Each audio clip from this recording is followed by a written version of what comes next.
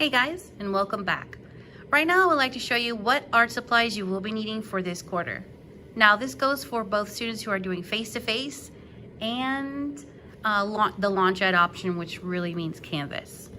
There will be some art supplies or some art projects that will be needing different types of supplies, but for the first quarter, to make it easily accessible for everyone, I'm just keeping it simple. So the first thing I want to talk about is one of these. It's a pencil case.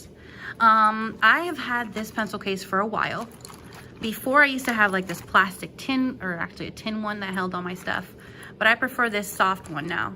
The reason why I'm suggesting this is because on the middle school supply list, it's basically everyone asks for different things.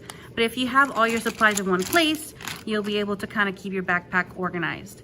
This one I got a few years ago from Walgreens because it was cute, but obviously you can get whatever sort of pencil case you'd like. I know that now it's popular to get like a hard plastic pencil case, so that's completely up to you. So in my container, or in my pencil case, I have different things. One thing that you'll always need in art is a pencil. I'm not particularly crazy about specific drawing pencils. I always keep a regular pencil on hand, and then I also keep a mechanical pencil. I don't necessarily like to draw with mechanical pencils because I feel like their graphite is not as dark, but I do enjoy writing with these, and I do enjoy like sketching with them. So that's completely up to you, but a pencil is a must. On the list, I also asked you to get a thin black Sharpie or a thick Sharpie that looks like this, a thick black Sharpie, and then a thin regular Sharpie. So what I meant by that is just the thin Sharpies, but I also like to suggest an ink pen. I like to outline a lot of my artwork with ink pens, and so a thin Sharpie or a ink pen will do. I prefer black for that. Here's the Sharpie. Next on the list was color pencils. So regular old Crayola color pencils are totally fine. We will be coloring some this year. We'll be learning how to do different various values and all kinds of things. But I want you to have a nice variety of color pencils. Here are all my color pencils. They're all kind of mixed up. But just the regular Crayola color pencil, it doesn't even have to be Crayola, just the regular color pencil pack is totally fine. On the list, I also asked you to get some markers. They could be thin or thick, or if you prefer both, that's totally fine too. I also suggested to get an eraser. So this is the very much loved eraser. Erasers come in handy when you gotta erase large areas because you don't want to use up this tiny eraser. So a packet of these erasers is fine, and sometimes I cut them in half to make them a little bit more manageable. Totally fine. You can leave the other half at home or save it for something else. Another thing that I suggest is a sharpener. This is a pretty small one, but I've seen even smaller ones than this. Just to sharpen your pencils or your color pencils, just to reduce the use of having to use the teacher's sharpener, just because, you know, there's going to be a lot of communal supplies and a lot of people are going to be using the sharpener, so might as well just provide your own sharpener. That way it's not an issue. The reason why I'm suggesting for face-to-face students to get their own supplies is because we're trying to reduce the risk of spreading germs. And so in order for you to do that, it would be easier if you provided your own coloring supplies, just simple like this: markers, color pencils, pencil, an ink pen, or a thin Sharpie and a Sharpie and a sharpener. An additional thing that would be helpful would be a ruler. Now, I know the rulers aren't super like fun to travel with as far as like in your backpack. I have seen foldable rulers, and I've seen small rulers that are like half the size. That's totally fine. But you don't even have to have a ruler to make a straight edge, because most of the time we're making straight edges. You can just use something that's straight, like a book or a folder. Actually, the next thing that I want to talk about is a folder. On the list, I suggested to get a folder. This is the type of folder that I would like for you to get. It looks just like this. They're very cheap. I've seen them everywhere for like 50 cents, 79 cents, things like that. And this is a folder with the metal prongs. It's important to make sure that you get a folder with the metal prongs, and they usually have 2 pockets on the side. The reason why we're getting one of these is because you will eventually get this packet of papers that will be going into your folder.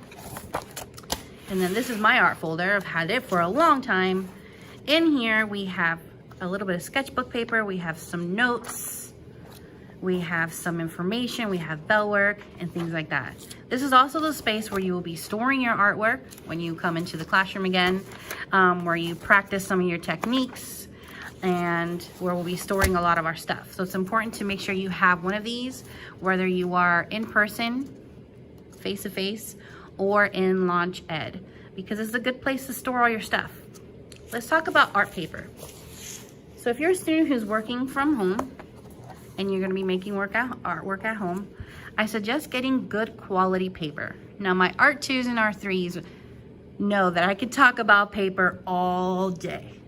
So what does art paper mean? Normally when you think, I'm gonna draw on paper, you just get a piece of copy paper from the printer that you might have at home. We're trying to stay away from that now because we're kind of elevating our art skills to the next level. So what I would like for you to try and look for is a pack of art paper. And if you can't find a pack of art paper, then you can definitely get you one of these. This is a sketchbook. I got this a scabillion years ago at Hobby Lobby for $7. Now that might be a lot, but there's definitely some sales going on. There's some different things happening in different locations that offer sketchbooks. It doesn't even have to look like this. It doesn't have to be this brand. As long as it is a sketchbook or a book or something that has art quality paper. You can tell the difference when you touch art quality paper and regular copy paper. Just believe me, it makes a huge difference when you're trying to make artwork. So the main things were, again, I would suggest highly getting some sort of a pencil bag or pencil box that holds your highlighters for the other classes, expo markers, whatever, and then your art supplies, a sharpener, an eraser, Sharpies, thin and thick, or an ink pen. And then a folder that looks like this with the metal prongs and 2 pockets, and art paper. Also, this class has a studio fee. Now, some of you may be wondering, why do we have a studio fee? I'm not even going to be there. Eventually, we're all coming back together. We're all going to be here, and we have consumable supplies that I like to use in the classroom. Things like markers, colored pencils, other types of things, clay, other 3D objects. And so that will be part of what's costing for your studio fee.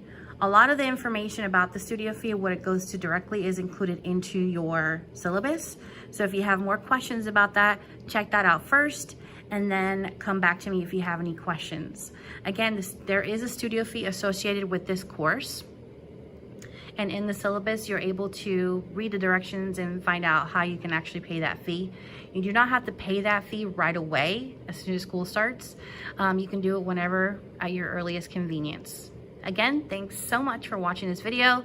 If you have any questions, please make sure you reach out to me in Canvas or through my email.